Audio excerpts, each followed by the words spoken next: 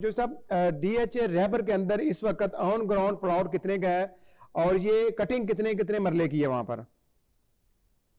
Sir उसमें phase 1 जो है उसमें 8 मरले 10 मरले और कनाल के प्लॉट हैं, ठीक है, जिसमें 10 मरले की अच्छा प्लॉट जो है वो 2 से 2.5 के दरमियान में है। जो कनाल है वो 3.5 प्लस में है। जो 8 मरले है वो 1.25 करोड़ 1.5 करोड़ का है। और इसमें जो फेज 2 है उसमें 5 मरला है।